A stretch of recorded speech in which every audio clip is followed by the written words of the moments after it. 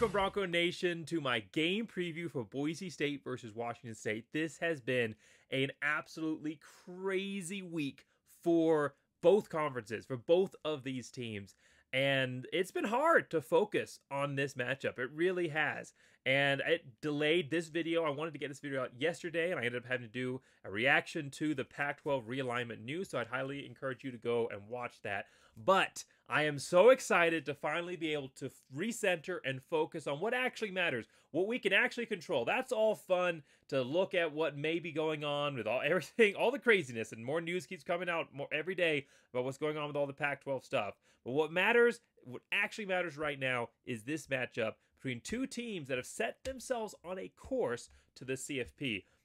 The craziness of all the realignment is kind of overshadowing this game, and it shouldn't, because this matchup is absolutely massive. If you're a fan of Boise State or if you're a fan of Washington State, you should be incredibly excited for this game. You have a top 25 Boise State team taking on a Washington State team that should be top 25 right now. They 100% should be. They should have been ranked after Washington. They definitely should have been ranked after San Jose State. It is mind-boggling that a 4-0 Washington State team that has two Power 4 wins under their belt already, a very impressive triple overtime win versus San Jose State, who also looks good this year, is sitting at number 26 on, if you that's not an official number, of course, but if you take the votes, others receiving votes, they're right there at 26. So they should be right. They should be, in the 22, 21 somewhere range, and they're not. And so there's definitely a lot of motivation for Washington State coming to this game as well. But regardless, whoever wins this game will put themselves on an inside track to going and getting that CFP bid. Obviously, Washington State, they don't get the group of five. They don't count as a conference right now, so they're not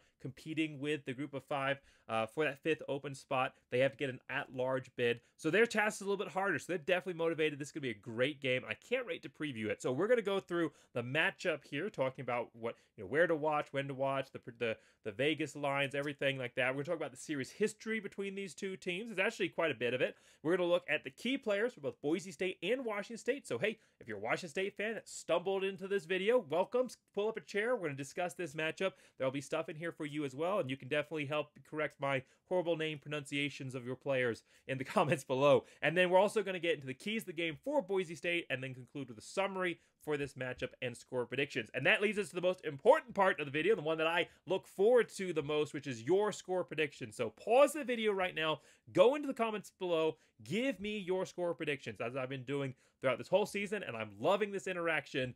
I will give a shout out to whoever, and either side, Washington State fan, Boise State fan, whoever gives the closest score prediction, I will give them a shout out. And last week, we had two people that gave the right score prediction. But here's the catch. I can only shout out one. So whoever gets their score prediction in first, if there's a tie, that's the person I'm going to shout out. So get your score predictions in now, sooner than later. All right, everybody back. Let's move on with this video. So this is obviously, like I said, 2-1 Boise State taking on 4-0 Washington State. Boise State, top 25. Finally, I have had this channel going for 5 seasons now. This is the 5th season. Not since the very first season that I started this channel in 2020 have I had the opportunity to preview a ranked Boise State matchup where Boise State was the ranked team. Opening up the ESPN app, clicking on scores, and seeing right off the bat Boise State, because it defaults to top 25 without having to select CFP or go into my favorites and select Boise State. The fact that I was able to just open it up and see Boise State again, something that I grew up doing, that it was an oddity not to see them on that score app, it brought back so much nostalgia, and the fan base definitely is feeling that right now. That feeling of we're back. What I declared after the Oregon game, that we are back. The fan base feels that right now. There's so much energy and excitement.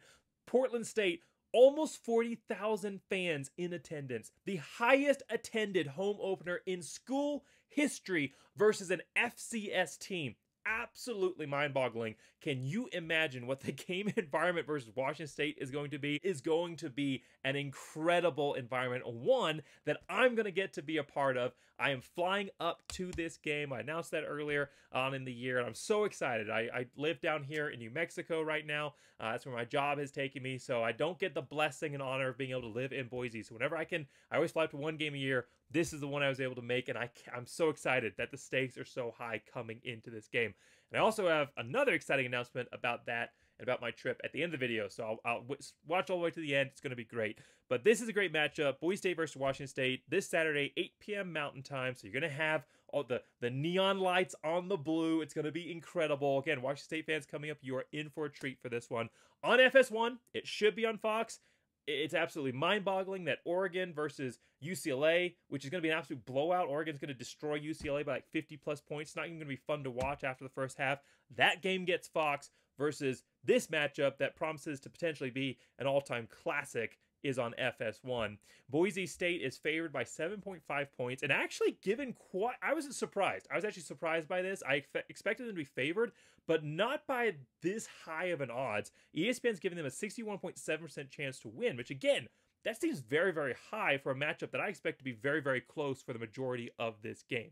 So, moving on to the series history right now, if you look at it just at face value, Washington State's got a heavy lead in the series history. Something Washington State fans have been very excited to tell us about for this last couple of weeks here. 5-1 favoring Washington State. However, if you look at when those games were played, they were FBS. I'll give them that. But they were all, at least 4 of those games, 4 of their wins, all happened within the first 6 years of Boise State being an FBS. First game ever, 1997, a year into Boise State being an FBS team, destroyed them, 58-0. And then they played in 98, they played in 2000, and also played in 2001.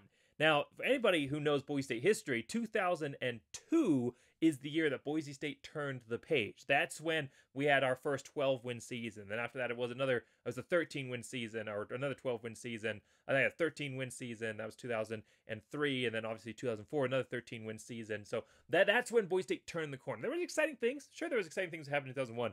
Got to knock off David Carr's, top 15 team there at Fresno State, and kind of announce Boise State's entrance into the domination of the Mountain West. But as far as being a team, a giant killer, and a team that was competing for top 25 rankings and everything that Boise State became, that was 2002. So post 2002, Washington State's only 1-1 versus Boise State. Played in 2016, which was a win for Boise State, 31-28, and then they played in 2017, which was an absolute thriller.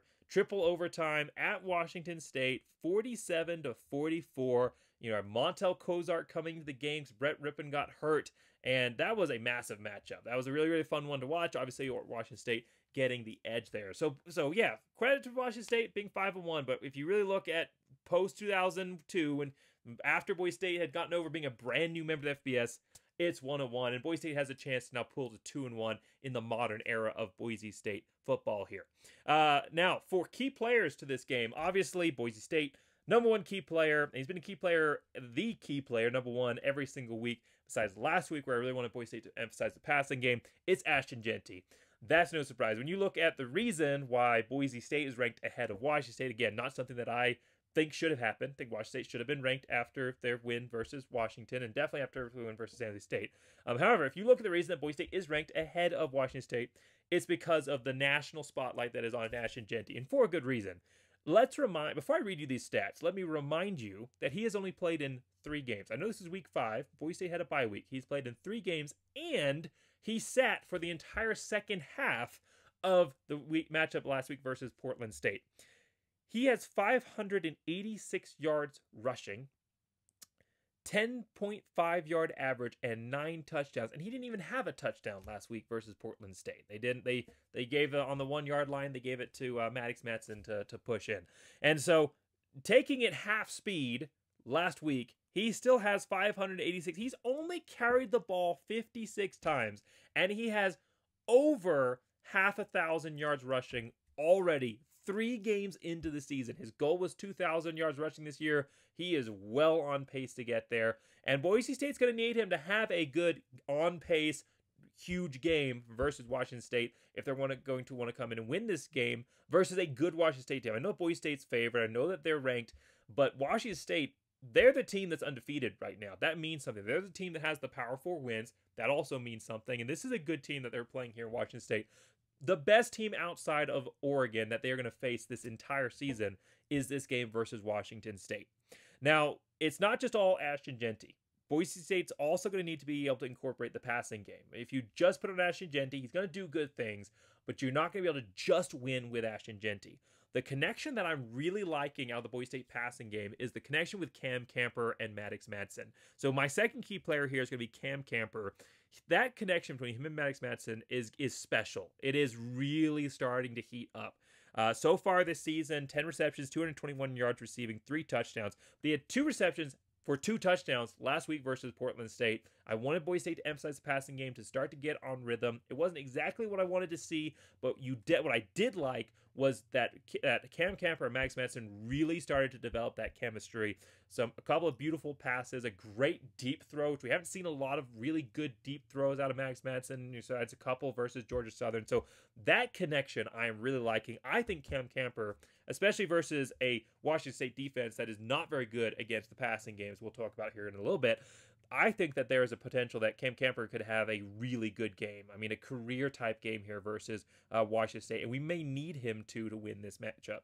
And now, my third key player for Boise State, and you saw him on the title card of this video, is Jeremiah Irby. I know that he's underperformed so far this season. Only 12 tackles, 1 forced fumble, but he was a big part of the reason that there was high expectations for this secondary coming into this year. I mean, obviously, guys like Myron McCoy, Tubner, Ty Benesfield, Zion Washington, Shea Oladipo, there's a lot of other guys that there was excitement for. But Jeremiah Irby, Power 4 transfer coming over from Cal, had, I think, was it 3 or 4 interceptions for them, also a fumble return for a touchdown. Like, he came in with a lot of prestige, and there was a lot of excitement for him, coming out of camp and what he may be able to do. And he just hasn't been able to live up to that so far this season.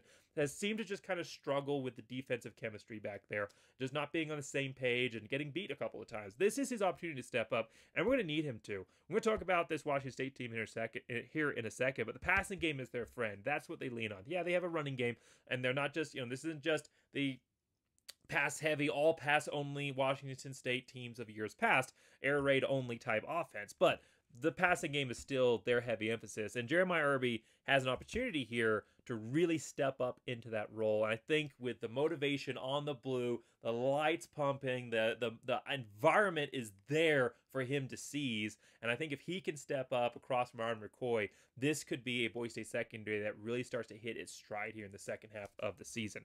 And again, they're going to need to in this game because the key player, number one key player for Washington State in this matchup is their quarterback, John Mateer. I think I'm saying that right. I did watch the Washington State versus San Jose State team. I believe that San Jose State game. I believe that's how they were saying it. I also watched the game versus Washington. So John Mateer, 1,100 yards passing so far. 1,102 yards passing so far this season. 11 touchdowns. Now, it's not all good news, though. I mean, those numbers flash. That's really, really strong, right? But he's not completing at a very high percentage. 54.3% completion percentage. He also has thrown 4 interceptions and had 5 sacks. So this is a quarterback that can, when he is in tune with his wide receivers and they're open, he's getting that ball out to them, he can do it at a high rate. But he also makes a lot of mistakes, and he's not the most accurate quarterback. His high versus an FBS team this season, so not FCS. His high versus an FBS team is 56.5%, which was versus San Jose State. So again, this is not a quarterback that is extremely accurate out there. He makes some mistakes, and Boise State has a chance to capitalize on that. But if you let him burn you, if he's got the arm for it, he can throw really well on the move. I mean, it's really amazing the way that he's able to roll out to the opposite side, set his platform, and throw on the move. The ball looks a little weird coming out of his arm, but man, it flies on a rope and gets to his receiver. So this is a guy that just because he's scrambling does not mean the play is over. He can hurt you, but at the same time, this is a guy that's not extremely accurate through the air overall. So Boise State has an opportunity here. He can burn you, but he also makes mistakes. He had 2 interceptions versus San Jose State. Now, when he's not throwing the ball, though, what he is lethal at is on the ground. 425 yards rushing this season, 7.5 yard average, long of 68, and 5 touchdowns. So that's something Boise State struggled against. I mean, this guy's kind of a little bit of a perfect storm for Boise right now. They have struggled against the deep ball, and his receivers, which we're going to talk about here in a second, they're all averaging over 15 yards per catch. Now, some of that is yards after catch, but he can throw that deep ball, and Boise State has been burned on that this season and the last couple of seasons. Something that they have been inconsistent at is stopping the quarterback run. Versus Oregon, incredible. Completely shut down Dylan Gabriel. He is a quarterback that can run. We saw it versus Oregon State, but they completely shut him down.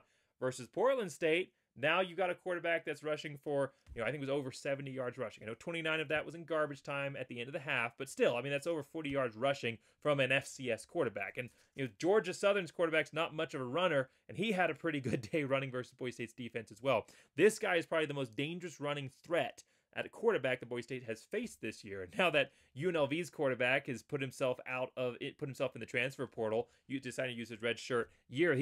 This might be one of the most dangerous rushing quarterbacks Boise State faces this season. So that's going to be a key point of emphasis, and we'll talk about when we get to the keys of the game.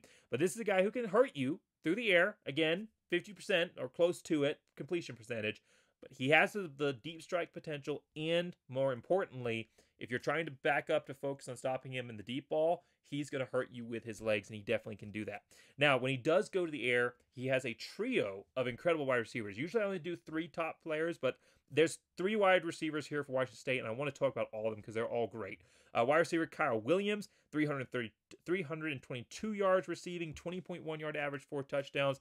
Josh Meredith, 254 yards receiving, 18.1 yard average, and 2 touchdowns. And then finally, Chris Hudson, 253 yards receiving, 15.8 yard average, and a touchdown. So it's not like you can just shut down one guy. There's a very deep wide receiver room, and this is not even all the guys out there that can catch. They can also throw to the running back out of the backfield. I think he has like 70-something yards receiving this season. So this is a passing game. Washington State passing games have always been lethal, but this is a passing game that for Boise State secondary that has struggled to find itself consistently throughout this season could definitely be looking at some trouble here. Now, they did a pretty good job stepping up versus Oregon, but they did get burned several times. And again, this is a Washington State team that has a depth in receiver that you cannot key in on one guy because they can all, they're not huge. I mean, the 2 of these guys are 6 foot, one of them's 5'11". They're not massive, but they are very, very athletic. They're good with their routes, and they have exceptional hands. And again, John Mateer, when he can find them, when he can throw that pass in the way that it, set himself up and throw that accurate pass, when he does, he is lethal with the ball in his hands. So this is going to be a passing game for Washington State. It's going to be a little bit tough to stop. Now, for keys to the game for Boise State, and we will talk about stopping this passing game, but the number one key overall for Boise State is special teams play to your strength. We all know what happened versus Oregon. That game was lost because of special teams. Boise State only gives up 23 points on defense, but they ended up losing that game 37-34, and it was because of special teams. More special teams blunders versus Portland State. If you wanted to see things fixed versus Portland State, that was not the performance that you wanted to see. And so for Boise State, the key here, play to your strength, means play to what you know you can do. This is not the game that you try to fix things. That was Portland State. There will be other games. This game, play to what you know you can do. Kick that ball out of the back of the end zone. You do not know that you can stop the kick returner. Even versus Portland State, they were not able to consistently stop that kick returner 20-25. Kick that ball out the back of the end zone. Don't even mess with it. I am sure that Boise State's kickoff unit has somebody that can kick that ball out the back of the end zone. Just do that every play. I know that Boise State has been working on this like side corner kick where they kick the ball off and it lands at about the like 20 to 30, like 15 to 25 somewhere range, and then it rolls and it's supposed to force the kick return to one side of the field and give the kickoff team time to get down. We did something almost identical when I was in high school. That was our kickoff plan. But it's just not working for Boise State. I mean, first off, they're not doing it accurately. Several kicks out of bounds. So they're not doing it accurately, which is, of course, is the danger when you kick it to one specific side. But even then, they're not getting down and covering. They really aren't. The left side is pretty vulnerable. When they kick it to the right side, they actually have some pretty decent job getting the coverage done. When they kick it to that left side, they are not getting down and covering, and they are not doing a good job of backside contain. Just don't even try and mess with it. Kick it out the back of the end zone. And this even goes for the punts. Punt return coverage has not been very strong either, whether you're talking about tackling or just downing the ball. Last week versus Portland State, Boise State should have had a ball down inside the 5, down at the 1, trickled back past 4 players into the end zone. Versus Oregon, obviously, you had the long kick return, a long 85-plus yard punt return, and several more punt returns that were brought back for good yardage. So for Boise State, even if it means that you maybe don't get another 5-7 yards on the punt, they should be aiming to just punt that thing out of bounds most of the time or close to the boundary. And then just overall stuff here with the special teams unit, punt returners not taking too much risk versus Portland State. Again, when you have a unit that is starting to struggle, when it's starting to flag, you can see certain players try to take it all on themselves. Say, I need to have a moment to rise this unit up on my shoulders, because you don't have the effect of the team coming around you. And so you're seeing that in the punt return game, I think. You're seeing punt returners that are taking balls that they really shouldn't. I mean, I love a punt returner that has guts, that's going to make a quick decision and say, I can beat you. But when you're taking the punt return, when they are in your face already and you're taking unnecessary hits, or you're taking hits and fumbling the ball, you know, Capel's last week, fumbling the ball, luckily going out of bounds, that kind of thing can be devastating in a matchup that is likely to be close. So this is a very, very good team that can hurt you offensively, and you don't know if you can stop them defensively. Boise State special teams has to they don't have to win the game. I mean, you hear that all the time about special teams, right? Like, the best special teams performance is one that you don't even know happened, that you don't even talk about. You don't want to have to win the game on a last-second field goal. You don't want to talk about a punt that went bad. If you're not talking about special teams, they did their job. Special teams' job is their job is not to win the game. Their job is just simply not to do anything that would lose it. Now, if you do have a couple guys here. Obviously, Joan Domas, James Ferguson-Reynolds, two of the best specialists in the entire country. They can help win games for you. And when their numbers called out there, they'll do an exceptional job. But overall, in the special teams unit, the goal here is not to light up the scoreboard. The goal is simply to not do anything that would lose the game. And key number 2 here, I know that was a lot talking about special teams, but when special teams has been the reason that you lose a game, it becomes a point of emphasis, one that you want to spend some time talking about coming up against a big matchup, with the biggest that you have left of the year. Now, key number 2 for Boise State is mix it up offensively. Now, by what I mean by this, don't come at me on this one. What I mean by this is that Boise State, when they are not handing the ball off to Ashton Jeanty, they need to do some different things in the passing game. Your offense should remain what your offense has been the majority of this season.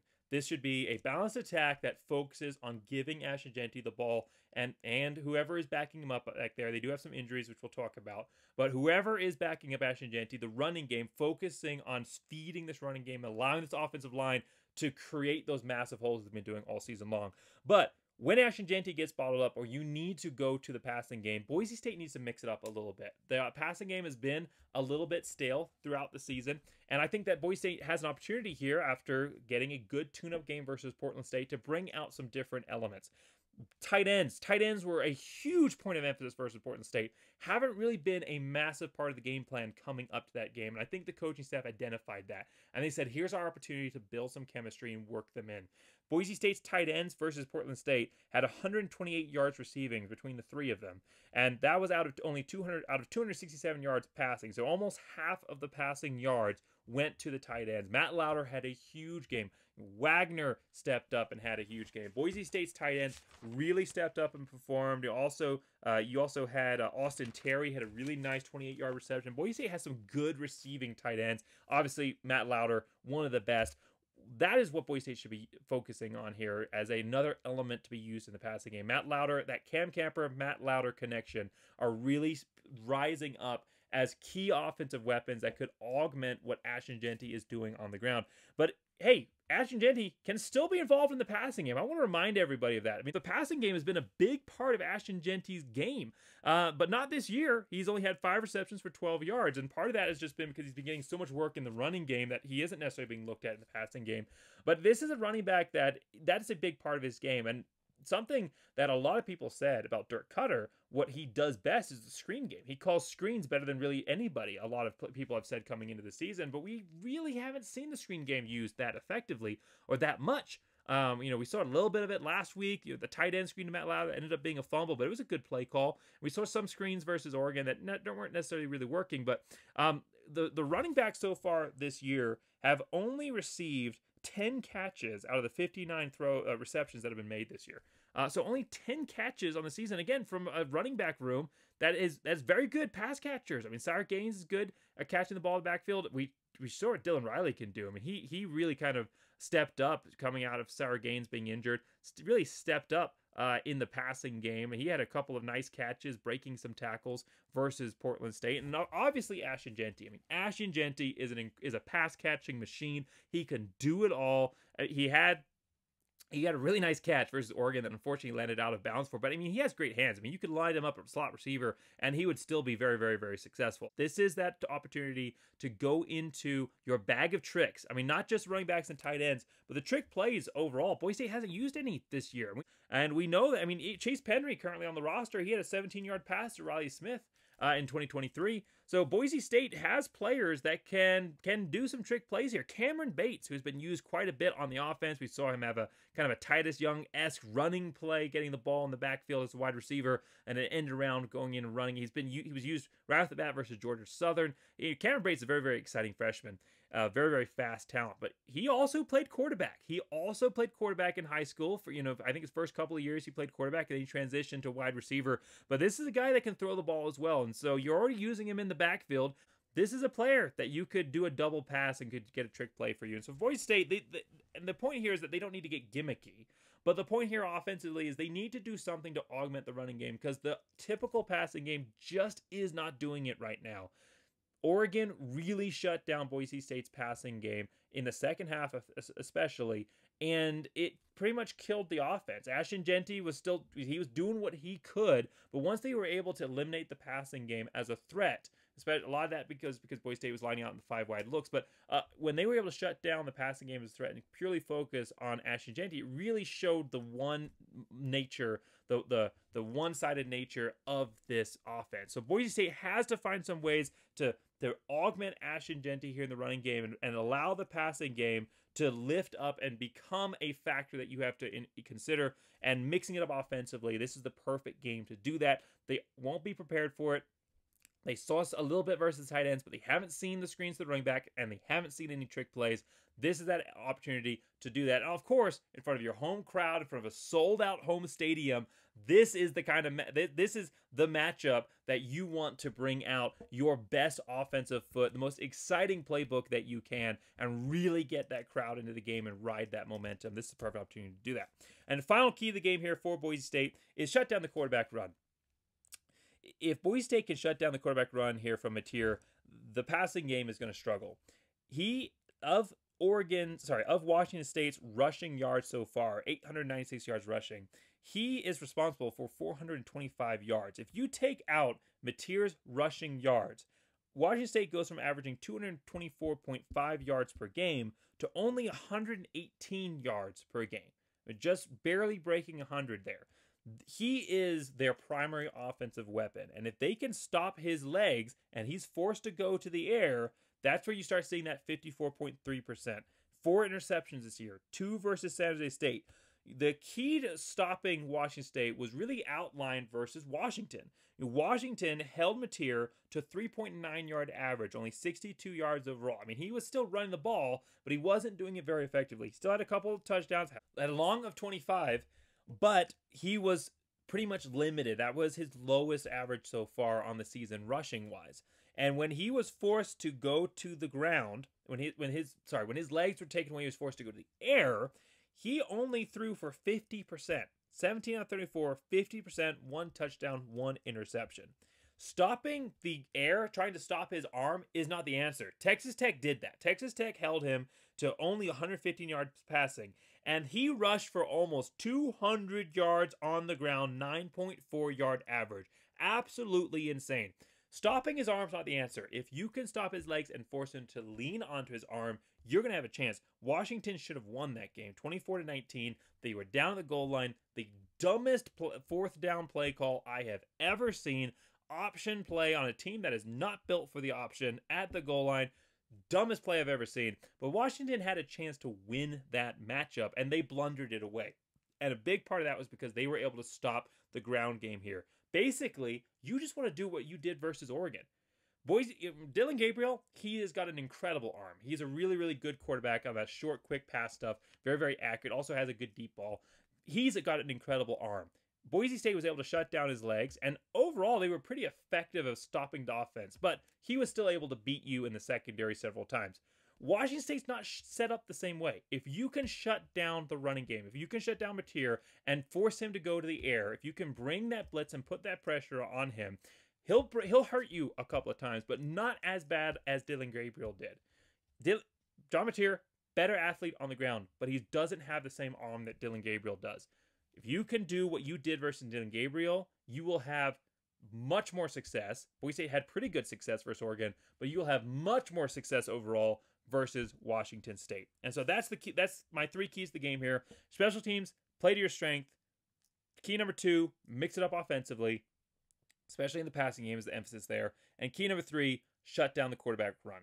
And so summarizing this matchup for Boise State and Washington State, Boise State, they're down 2 offensive linemen. That hurts them. They're down probably Sire Gaines. He was listed as questionable. They were saying that he was a game time decision, which, honestly, for me and for all Boise State fans, we are incredibly excited to be able to hear that news. Very, very thankful for him and for his family that's the case. That injury looked really, really bad. The fact that they're saying game time decision means that maybe it wasn't as bad as we thought that it was. I mean, I just looking, I'm a guy that I've had my own knee injuries.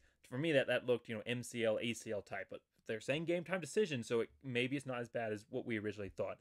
Jean-Bray Dubar has been a game time decision for like 3 weeks now. They're saying the same thing coming up into this one. Again, if you're saving him for something, this is the game to save him for. You didn't need him versus Portland State. He's had several weeks to recover. I would actually expect, and this is not based on any kind of inside opinion, but just on the way the coaches have talked, that this is the game that we see Jean-Bray Dubar step up, especially if Sire Gaines is out. So I would expect to see Jean-Bray Dubar step up. But I'd also expect to see some of Dylan Riley. I mean, he played really, really well. If Dubar's not like 100% still getting into game time mode, Tyler Crow's out there starting fullback a lot of the times. So for Boise State, after, even though Crow's listed on the depth chart at running back, he's primarily doing those roles and at fullback and also in the kick return. So I'd expect to see some of Dylan Riley potentially in this matchup. It's also exciting because the Jet is an exciting player to watch. It reminds me a little bit of that DJ Harper-esque, young, healthy DJ Harper-esque. So this is a player that can definitely hurt you in the running game as well. So Boise State's got a very, very deep running back room. That should definitely excite fans and definitely scare Washington State here a little bit, especially if Dubar is healthy and ready to return. He'll be angry. He'll be well, maybe not angry, but he'll be hungry and ready to go for this matchup. But Washington State, they have a lot of things going for them offensively. We've already talked about their kind of perfect storm here in the passing and running game. 290.8 yards passing average, 224.5 yards rushing, which again, most of that's the quarterback's legs, but very, very dangerous offensively. But defensively, Washington State, over 300 yards passing allowed per game, 319.5 yards passing allowed per game, 151.3 yards rushing allowed per game, 4-0 overall, but coming off of a triple overtime. So they were having to play right up to the final buzzer, whereas Boise State, 2-1, yes, but they're also coming off of a win versus Portland State and a bye week. So they're coming in very, very rested, very, very different levels right now for these two teams. And one coming off the battle of their life, a lot of emotional energy drained, physical energy drained in that, versus a Boise State team that had their third and fourth stringers out there by the time the fourth quarter rolled around. And so very, very rested Boise State team, very, very rested Ashton Jeanty. This is a little bit of a nightmare here for Washington State. And Boise State, they did shut down Dylan Gabriel. They were able to shut him down, and that was a better quarterback than John Mateer. If they can shut down Dylan Gabriel, especially if they can have the same impact that they did overall in the running game, but especially in the passing game, that's going to be multiplied effectively versus a Mateer quarterback here, or a Washington State quarterback here, who percentage-wise is not as accurate as Dylan Gabriel is. So they were able to shut down Dylan Gabriel. If they can do that same, I say shut down relatively, he still broke them a couple times passing, but they were able to shut him down on the ground. If they can shut down Mateer in a similar way on the ground, he will not hurt you the same way that Dylan Gabriel did through the air. Passing game is picking up steam for Boise State. We're really starting to see some new players stepping up. That connection with Cam Camper is really solidifying. The offensive line, even with the injuries, the backups are stepping up and playing at the same level, which I think speaks a lot to the coaching as well, the schemes that they are calling for bringing these players onto the field, because it doesn't really matter. It doesn't seem to matter what the personnel grouping are. This Boise State offensive line is dominating no matter who they play, even versus Oregon. Injuries at center and at offensive line, over 2 offensive linemen down versus Oregon, they're still allowing Ashton Jeanty to rush for almost 200 yards. And again, yeah, a lot of that's Ashton Jeanty, but a lot of it's him not getting touched until he's 5 yards down field. So for Boise State, great offensive line, rested Ashton Jeanty, passing and they're starting to pick up steam, and again, the home crowd. That is going to be the biggest difference maker. If this game was at, with Pullman versus Washington in Washington State's home stadium, I think this might be a lot closer, a little bit of a different affair. But Boise State has that home crowd, 40,000 almost versus Portland State. What is this matchup going to look like on the blue versus a Power 5 recent, Power 5 adjacent program here in Washington State that is 4-0 and just on the edge of rankings? I think this is going to be the loudest and toughest home environment that Boise State has created in over a decade. This is going to be an incredible matchup. And at the end of the day, I just don't think that Washington State passing game is good enough to beat Boise. Now, when I say that, I still expect Washington State to have over 250 plus yards passing. I really do. I think they're going to beat Boise State in multiple different ways in the passing game. But versus this Boise State offense, I don't think that Washington State's going to be able to go down and score every single drive. I think that it's going to be an offensive shootout back and forth. I think both defenses are going to struggle. But at the end of the day, when Boise State makes those adjustments, they get to Mateer, they get that sack, they force that interception, they force that incompletion. Now it's 3rd and long on the blue in front of the Rush's crowd. I don't think that the Washington State passing game overall, in every aspect of this game, is going to be good enough to beat Boise State, even though I think they'll still have a good statistical performance. And so I'm predicting a very close, high-scoring affair. Boise State 49 to Washington State 37. So I'm predicting a 12-point game, slightly higher than the 7.5 spread there, about double. But I think that it could potentially even be a little bit closer. But I think the key factor is going to be that Boise State home crowd. And I cannot wait to experience that home crowd from the field. And that's right, this is my first ever Boise State game that I'll be attending that I have a media pass for. I'm going to be on the sidelines with my media pass. And so I'm incredibly excited for this game, because it is going to be one of the greatest moments of my life, experiencing that Boise State crowd pouring itself fully out onto this field. The lights flashing, it's going to be absolutely incredible. I cannot wait for this matchup. This is going to be a game for the ages here. That is, I think you're going to see a lot of very, very exciting offense. Very, very tight game overall. Maybe Boise State pulls away on the last kind of drive to give themselves a little bit more wiggle room here. But I mean, this could easily be a game that goes to overtime, and this could easily be a game that has 50 to 40 something scores. And I want to hear what your score predictions are. Washington State fans, I'm sure you disagree, so get in the comment section below and let me know how badly I messed it up, and how great your passing game is, and how I'm underestimating it, and how it's going to be the best thing in air raid offense that has been seen in college football since the days of the Pirates. So get in comments, let me know how badly I messed this up from Washington State perspective. Boise State fans, let me know your thoughts on this video as well, your expectations, and of course those score predictions. So thanks so much everybody for watching all the way to the end. It's gonna be a great weekend in Boise. I have a couple of other very exciting things set up that I'll talk about later on. A couple of them are kind of like the more surprises there, but it's gonna be an exciting weekend. I can't wait. Make sure you like, subscribe. I can't wait to break down the game and talk about my experience here on the blue, watching a matchup that is going to be one of the best I think that I've ever seen as a Boise State fan at a Boise State game. So thanks so much for watching. Make sure you subscribe. And as always, go Big Blue!